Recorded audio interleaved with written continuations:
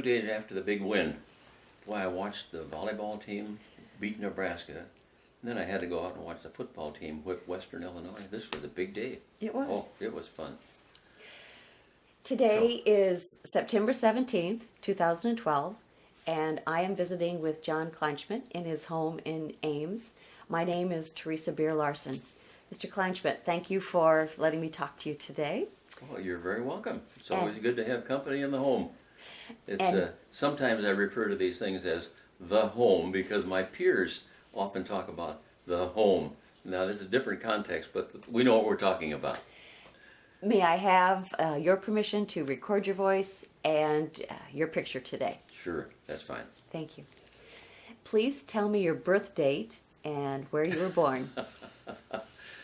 Well, this is always one of those things that's difficult to admit, but I was born on the 28th of August in 1926 in a little farm town up in Minnesota called Sauk Center. Sauk Center became famous for two of us, Sinclair Lewis because he finally died, and I because I left the town finally. So it was a great town to grow up in. Small town, small class in school, so everybody participated in everything. It was fun. What was your father's business in that town? My dad was an everyday hard-working guy that delivered coal and lumber for the lumber company. He came to this country from Germany as a child, had education only that allowed him to write and to read, and that was it. So he had to do hard work, and that was what he did. But he saw to it that his three sons went through high school. That was the big deal then.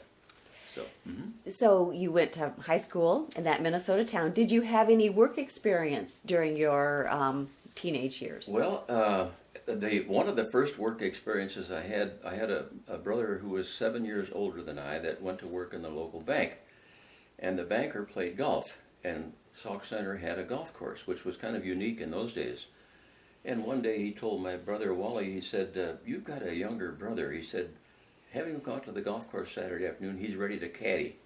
So I was kind of obligated to go out to the golf course and caddy for Mr. D.B. Cogran. Well, I didn't know beans about golf, but I learned a lot that first afternoon, as well as being hired again to come back on Sunday. So it was a good thing to start with as far as having to work for something. And then about my junior year in high school, I took a part-time job in a little men's clothing store in my hometown. So that was the beginning of maybe my retail infection or whatever it might be that happened. But it was fun, and it was a great opportunity to learn about people and how to treat them, because everybody was looking for a salesperson that they could trust. Big item. I'm guessing you graduated from high school then about 1943? 1943. And there was a war on. There was a war on, a big one. Oh, it was a terrifying time in many ways for so many people whose sons and daughters ended up in the military service, and the mentality at that time was that because of the way the Japanese attacked Pearl Harbor, there was a built-in hatred for anything that represented the Japanese Empire. And of course, at that time, we referred to them as Japs. Now it's no longer acceptable. And the same way with the Germans.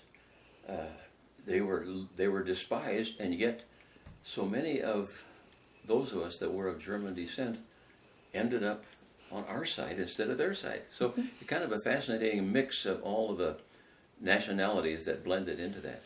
Did you enlist, or what was your involvement?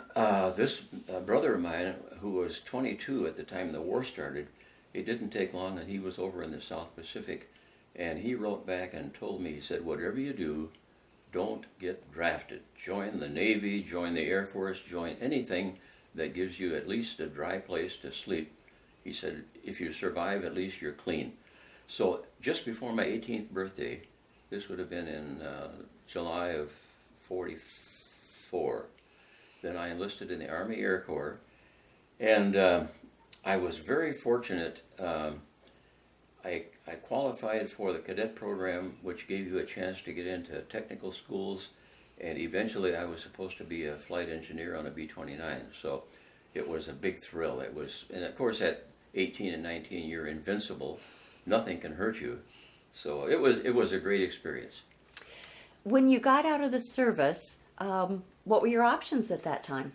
Well, I could have gone to college, but here again, in our family, that was kind of reserved for the lawyer's son and the doctor's son and the business people's children. So my dad insisted that we go to work. So my brother went back to the bank, and I started work in this same little men's store. I was being paid the princely sum of $90 a month, which at that time was adequate. I was living with my mother and dad, no big cost. So this was 1946. So about October, November, somewhere in there, the local penny manager was looking for a salesman, and he was paying $120. So it didn't take long to figure out I'd be independently wealthy in no time. So I took the job on January 1st. I started working for J.C. Penney. That was January 1st, 1947. And I had no aspirations about making this a full-time career. It was a big mercenary thing. Well, 40 years later, I retired with Penny's. So it was a great opportunity. And fortunately, in those years, everything was expanding. Following World War II, suburban developments were coming along, malls were being built, and if you worked a little harder than somebody else, there was an opportunity for you. So I was very, very fortunate. You, of course, finished your career managing the penny company here in Ames at the mall, and we want to talk about that a little bit later, but Okay. I think the arc of your career probably traces what a lot of people did during your time period, and I'd really kind of like to talk about that, Sure. even though it's not directly related to Ames. My guess is that the person who managed the penny store in Ames before you got here, it was the same kind of thing. So we can talk a little bit about the It was a retail. routine, almost carbon copies for almost everybody that started with a penny company like I did. Progress was kind of measured with how quickly can you get a transfer to a larger store. So from my hometown, I was transferred to Little Falls, Minnesota, and that was a little bigger store. There I was named the assistant manager, which sounded awfully big, but it didn't amount to a great deal. A little more work, a little longer hours. And then while I was in Little Falls, I met the girl that I married, and we had our first child in 1954. The following year, we were transferred to a place called Ishpeming, Michigan. And I tried to find this thing on the map, and it was no longer there. Well, then somebody said, it's that part of Wisconsin, the north part. Well, that's where we found Ishpeming. It was a mining town, a great place to do business. The irony of being there was that the biggest share of the residents were iron miners, and they came from either Italian, Finnish, or English backgrounds. So here was Kleinschmidt, along with Millimakis and Utenens and Leinenens and the rest of them. So I joined a bowling team up there and was promptly nicknamed Kleinmackie. That's what came out of that. So after a couple of years there, in 1958, I was transferred to Cedar Rapids, Iowa. And at that store, I was called a division manager. I had the basement level with all home furnishings and children's, and the second floor was women's apparel. And I was getting a little bit too bald for my own appreciation. I thought one of these days I'm going to look old enough to get a store of my own. Well, in April of 1962, they offered me the store at Red Wing, Minnesota. And I thought, boy, this is great. This is dynamite. I'll stay there forever. Well, we stayed there for 2 years, 62 and 63. And then in 1964, we were transferred to Marshalltown, Iowa. And again, it was a great opportunity. The fellow before me had retired, and he was not as aggressive as he probably should have been on the merchandise part of it, a little more passive. Mm-hmm. Well, we just filled up the store with more goods and had a lot of fun, and of course it paid off handsomely.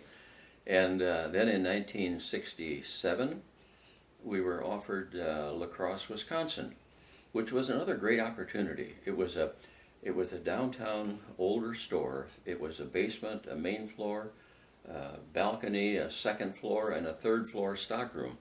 So it was a challenge from management standpoint, but it was a great town to do business in. La Crosse was good. It was the home of the I'm trying to think of the beer company now that Heileman's Old Style. There you go. So we had a built-in clientele there that was always happy. It was a great place to be. Well, then we were there for 9 years, and in the fall of 1976, I was offered a chance to manage a store here in Ames. And we were reluctant to leave because most of the moves prior to La Crosse were 2 and 3 and 4 years, so we didn't really feel like we were moving. It was okay to leave. But in La Crosse, now we were there long enough to buy a cemetery lot and call that home. But the Penney Company had other ideas in mind, so we came to Ames, and it isn't as though we didn't know anything about Ames or were uncomfortable, because having lived in Marshalltown, we come here often and visited. So it was a case of just agreeing that it's time to move on again. So that turned out good. After about 2 or 3 years here, then they did offer me one more move to Elkhart, Indiana, and I turned that one down. And they agreed that at that point, see, I was 50 years old when I came, and they said, well, okay, you can stay here now. But that was all the traveling I wanted to do with the Penney Company. So it turned out good, and Ames has been good to us. The new store in the mall had opened in 1972, and I got here in 76, so all of those early 2 and 3 year problems were over with, so it was just kind of fun. The only thing I really inherited when I came here was a 10-bay auto center, and I knew nothing about running an auto center, and that was proven to be true in most Penny stores, because in 1983 the company closed all of them, fortunately. Well, let's go back to some of the beginning of your career as as an assistant manager, and like in Little Falls and Red Wing and whatnot. Did you, as the store manager, have a lot of say in the merchandise? Did you get to put what you wanted to in those stores? In those days, and up until probably about the late 80s, until that time, all of the merchandise in the store, the assortments of everything from blouses to diapers, everything was planned and originated by the store manager and whatever staff he had to work with.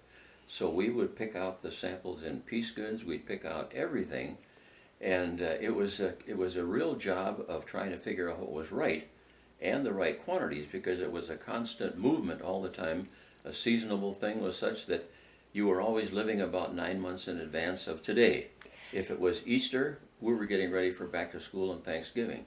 If it was Thanksgiving, we're getting ready for Easter. It was always that kind of a thing. But it made for a great challenge, but it also gave us the opportunity to try to tailor the assortments to our communities. We knew what the communities needed, or at least we felt we did, by listening to the people who work for us. So it was a great opportunity, but it was also heavy from a time standpoint to do all of this. Mm-hmm. I'm in awe of that, because now there are computer programs that will say this is what you have on your shelf, this is probably what a maximum number you should be, this is where the trends are going. How did you keep up with it? Oh, well, one of the ironies is that there was one individual in the store that was constantly writing, counting, and tabulating, because if you didn't know what you had on hand, you couldn't order more of anything. So this all became partially automatic in about the 70s, when computers started to become a part of the store. If you sold a pack of size 36 briefs, the computer would register that as a sale, and it would reduce your inventory automatically. And then you determined a stock level that you could be down to without being in trouble. And when it reached that level, then it would kick in an order and automatically order some more size 36 briefs. So we slowly came about, but it took a long time before that happened. Mm-hmm. Yeah, and now I don't think the store manager has any influence on what his inventory consists of. Somebody in either Dallas or Los Angeles or Charlotte or somewhere else is making those decisions for him. And it's partially true, I think, because so much of the goods these days comes from out of the country, and it takes months before they can initiate an order and have it show up on the store shelves. So I'm going to pursue this idea just a little bit more. I heard you say that you listened to your staff. You would listen to what your staff members were saying was needed. So you didn't have trends magazines, or you didn't have other kinds of periodicals to tell you what to order? Women's Wear Daily was kind of a Bible with everybody, but we relied an awful lot on other stores in the area, especially larger stores. Larger stores would often tell the smaller stores, say, here's a checkout on this particular blouse or this particular pair of shoes or whatever. So that would kind of lead us into the fact that, hey, if it sells in Minneapolis, maybe it'll sell in Red Wing. Smaller quantities, but at least the topic was there. So we had a lot of help like that. But the early days, when I first started, I remember one of the best pieces of advice that was given to me by one of the first managers. He said, if you want to make a success of yourself in this business, he said, you go down to the sales floor, see what's going on, put your arms around the hosiery girl, ask her what we need. Listen to her. He said, those are the people that make the store run. And if you're smart, you'll listen and pay attention. So it was, and that probably is true in every business. If you listen to the people who are the closest to the customers, whether they're selling sandwiches or underwear, they're the customers that tell you what you need to do. So it was great. You wrote a piece for a writing club here in Ames called "And the Price Is." Okay. And you've experienced a lot of change about how to cash things up and write things up. Can you start me on that? Early on, every piece of merchandise had to be identified with a ticket. That in the case of the Penney Company, the first line had numbers that designated who the manufacturer was. Well, then it also designated by a number the month it was received, and the company gave you a letter like A or F or G, that was the year. And then there was space on there to put the lot number and the price, but this all had to be put into a small type chase by hand, and then it was cranked out on a hand crank machine, and then it would be like licking thousands of postage stamps, because that was the only way you could get them on the garment. And then for items like knit goods, sweaters, nothing, you couldn't put an adhesive on there, so it was a pin ticket, which meant you had to put it through the fabric or through the knit, bend it over, and bleed a little in the process at times. So in apparel, they used string tags. It was a needle that was designed to accept the string. You punctured it through the armhole and then pulled it through and pulled the needle off. It was a great invention, but it was time consuming. And then finally, they did figure out that maybe these little marking machines could be operated electrically. So this was a big change. Just plug it in and turn on how many tickets you wanted printed, and it would print that many tickets and stop. This was a big deal. Yeah. Now, in terms of money changing hands, that has been a change, so to speak, from, say, the early 1950s until when you retired. How was the actual transaction happened in a J.C. Penney store early on? The first 3 stores I was in, they used a system called the Larson cash carrier system. And these days, very few people will remember that, but it was a system to where if a customer purchased something, you wrote out the sales ticket, you folded it with the cash, and you attached it to a cup, which would then attach to a device that you would pull a cord, and it would send this thing up to the office. The cashier would make the change and send it back down again. And so it was a great thrill for especially people in small towns. The kids would come in. It was like going to New York for them to see these cash carriers flying around. It was a big deal. In Little Falls, we had a basement store, so that required not only that same system, but one that ran continuously with a cord, and it would end up in the cashier's office the same way. But it was a big thrill, and it wasn't until I got to I think I'm not sure. I think Marshalltown was the first store that had cash registers.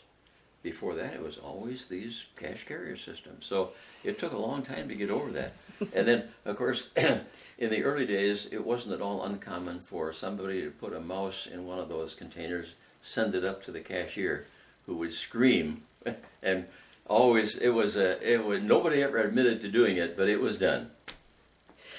It was fun.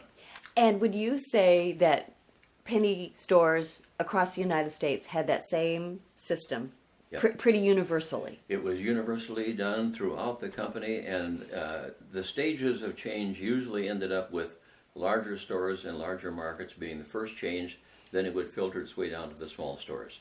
So in Ames, for example, the year that I got here, we had our first computer, which was about 8 feet high, 8 feet wide, and we used these huge magnetic tapes. But that was the beginning of being able to scan a sales ticket. Now it's done automatically. In fact, I think every piece of merchandise that comes in now has a barcode on it which tells them what the price is. Information is entered into the computer, and when it's sold, the computer tells you it's been sold. So it takes away a lot of the labor-intensive part of it again.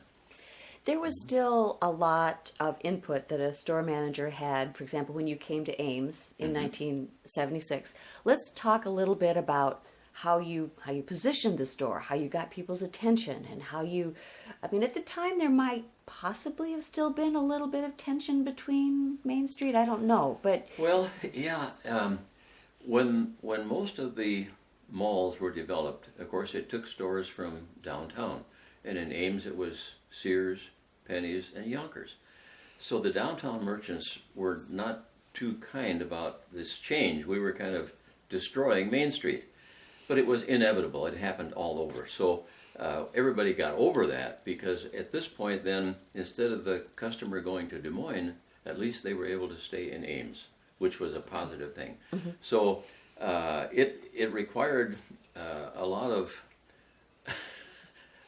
careful massaging to make sure that you didn't argue with other people in the community. Everybody tried to work together, whether it be through the chamber or whatever business associations you had. It was supposed to be for the good of the community.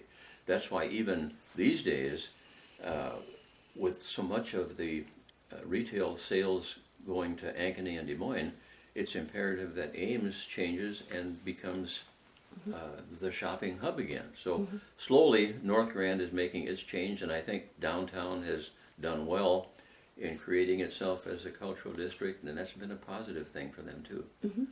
Well, let's talk about some of the promotions you did to attract people to the mall and to Penny's itself.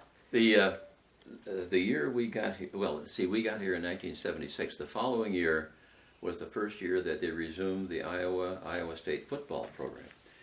And Earl Bruce was the coach at that time, and we were excited about trying to do something to gin up some energy for it. So Earl agreed to bring out some of the members of the football team, and a guy by the name of Franz Betten, who used to have a company called Beer Trucks, he brought out a flatbed. Pom-pom girls came out. They had Pep Fest, and we must have given away 200 or 300 little footballs from the rooftop, and it was fun. Everybody got excited, and the irony is that at that time the store manager could decide to do that. He didn't have to ask somebody in Chicago. You could do that, and the same thing was true. Football games at Jack Trice Stadium are always colder, no matter what time of the year it is. So I thought, I think we could sell cardinal and gold striped blankets. So I called the blanket buyer, and he said, well, we can do that for you, but you got to buy at least 400. I thought, well, 400, we got 40,000 people, that's no problem. So we did that, and it was a huge success. People loved them, and there might even be a few of them around today, I think. But those kinds of promotions were chosen by us, and we agreed to do this, and they didn't argue with us. They let us do this because we knew what our market was involved. So it turned out good. And when you got here in 1976, there were still a lot of townspeople coming, but Ames was drawing from the north, Exactly. from smaller communities from the north by then. Yeah, we kind of owned everything north, northwest, and northeast. And you could tell that quickly by going out to the parking lot and looking at license plates. You knew it was Hamilton County, you knew where they were from, and this was their shopping mecca. And coming in on Highway 69, they didn't really have to go beyond North Grand Mall, because at that time, I think there were probably 50 to 55 stores in there, and it was a nice mix all the way through. So we were kind of the hub for bringing the shopping people into Ames, even as far away as Fort Dodge. Even though they had a penny store in the mall up there, they liked to come down here because I think it was fun to get Some more out of choices. town, and it was a good assortment. So it was fun. Now, the penny store saw quite a few remodels while you were there. Oh yes, yeah. Who got to make up those? Well, Plans. the decisions on remodeling was done really by the district staff and the real estate department. They decided when it was time, because we kind of had a program where every 8 or 10 years you needed to do a major upgrade, which sometimes it meant new floor, new carpeting, new fixtures. It could be anything, but you had to stay ahead of the game. And the interesting thing is that the thought that went into it always was turned back to the store manager, because in 1982, for example, the question was, do we continue to carry piece goods? Because sewing was on the way down. Even Iowa State, it no longer was called home economics, it was now family and consumer sciences. So it took away what we used to think of as being a big element in a penny store was piece goods. Well, we made the decision to drop piece goods. Well, that irritated some people, but we also added electronics, we had hardware, we had paint, we had a small snack bar. We had a lot of things that made it kind of a fun place to shop. But those decisions, again, were agreed upon by the store manager, the district manager, and those people who could eventually make the final decision.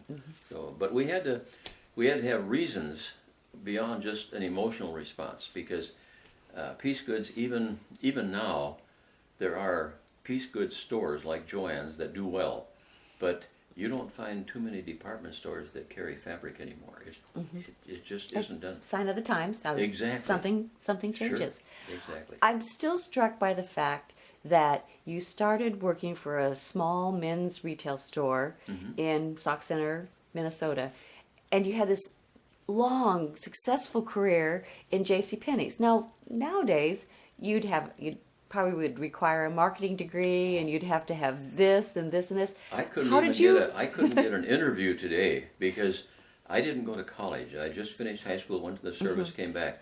But these days, it does require a degree, and whether it's in marketing or whatever, but that's the first step in being interviewed. Beyond that, I couldn't even get a job sweeping the floors these days. They wouldn't hire me.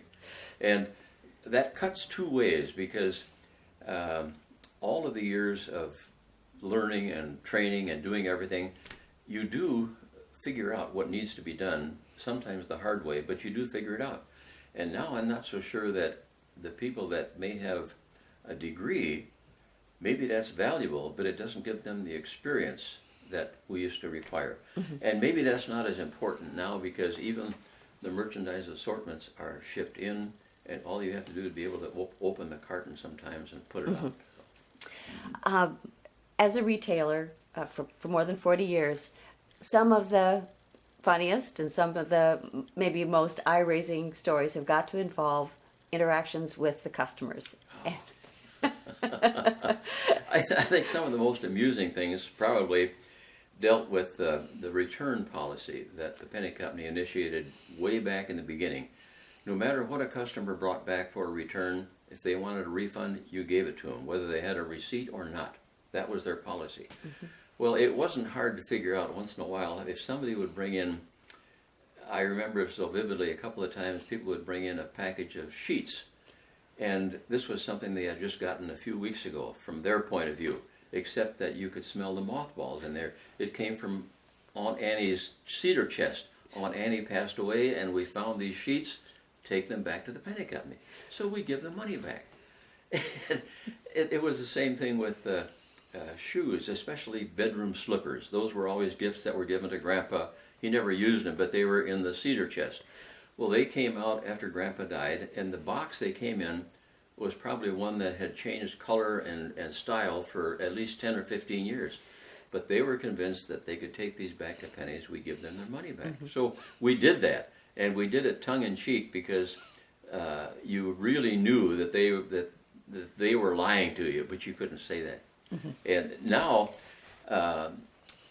one of the things that has happened, I think, in the sale of goods that's given as a gift, most stores have a gift receipt that's issued at the same time. It doesn't show the price, but if you give that to the person who receives the gift, if they need to change it, they can take it back to that particular store, and they'll know what the value of the goods is. So it has changed a lot, but the policy of trying to make sure that the customer is given a refund, that part really hasn't changed any.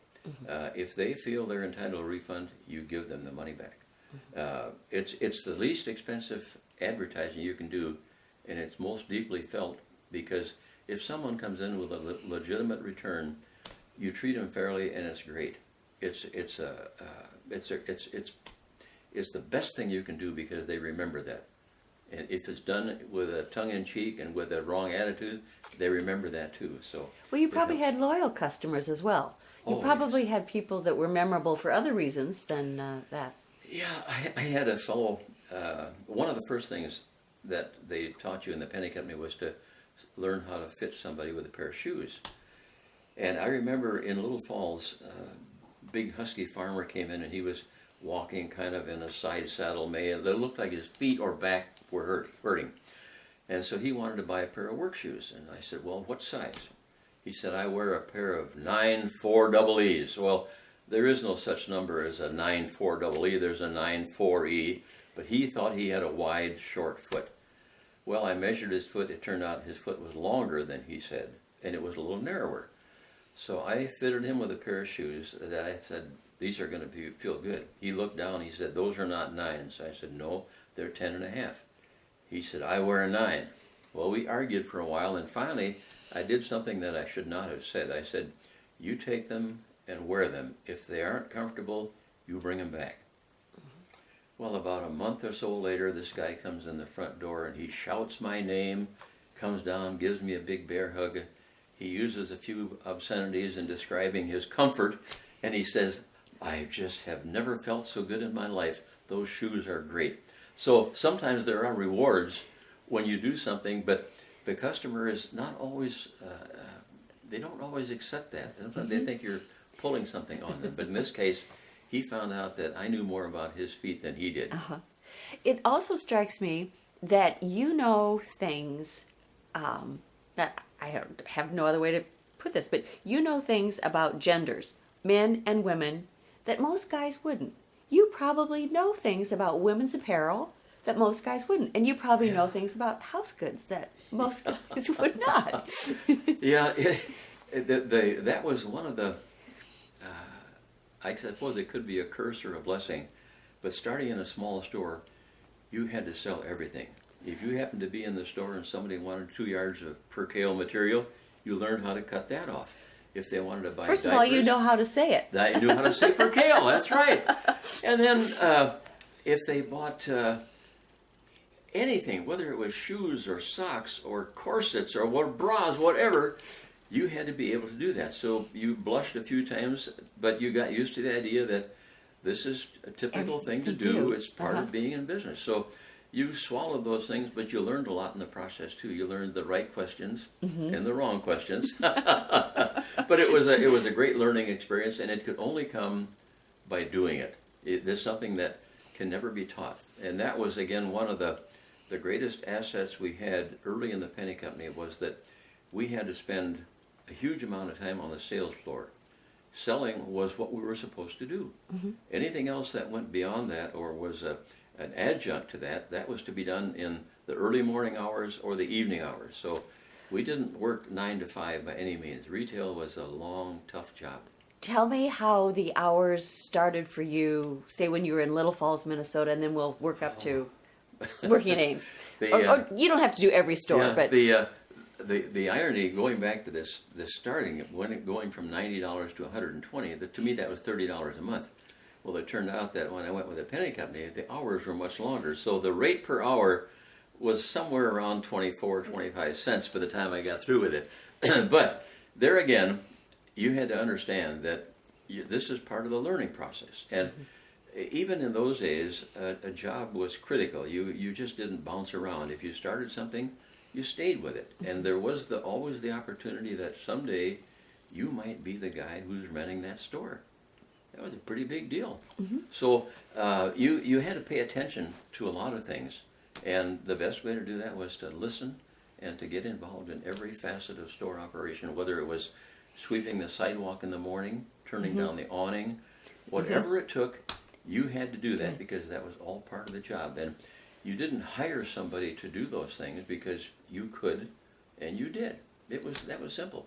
Now, when you first started, you were not open, for example, on Sundays or lots of nights. That's right. It was strictly one night a week. Most often in the rural towns, it was Saturday night. That was a big deal. Farmers would come into town late Saturday afternoons, and some of them went to the movies, some went shopping, whatever, but that was the big night. And that stayed that way for a number of years, and eventually, even the Penney Company in the larger cities and in the mall stores, they started the Sunday openings and the open every night thing. Well, eventually that filtered down into the smaller stores, so that I remember, I think it was either Red Wing or Marshalltown, the suggestion from somebody else in the Penney Company was that maybe we should be open 2 or 3 Sundays before Christmas. Well, we did, and it was successful. So maybe we should do that before Easter. Maybe we should do that before back to school, before Father's Day, Mother's Day. Well, pretty soon it was a case of, well, let's open a couple of extra nights. So we were not the most popular people in the retail community for doing that, especially if it was in a downtown area. If it was in a mall, it was kind of expected. But if you were the only guy in Red Wing who was open 3 nights a week and Sunday afternoons, you were not looked upon very kindly. You were upsetting the whole apple cart. But that was the nature of what was happening in retail. People expected to shop when they wanted to shop. So that was it.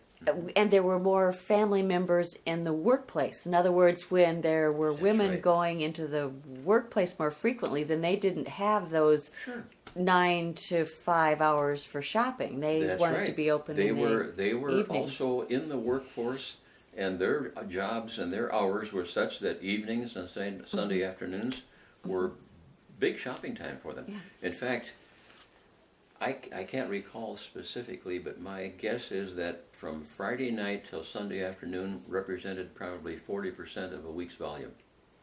It was huge. It's hard for people to comprehend that, but there were days, I know, in the mall from 10 o'clock until noon, you couldn't hurt anybody with a shotgun. You could fire any aisle, you wouldn't damage anybody. But by 4 o'clock in the afternoon and the evening, things started to change. And then especially on Saturdays and Sunday afternoons, it was just remarkable. I had not thought about this, so you can correct me if I'm wrong, but what I heard you say, and when I'm thinking maybe what was going on, is that the Penney Company might have been a leader in opening up more extended hours than... They were, to the degree that when the big expansion following World War II was created and malls were being built, everybody agreed that you were going to be open X number of nights and X number of hours on Sundays and so on. So when that became successful in the malls, then the attitude was this should be done whether it's a mall store or not.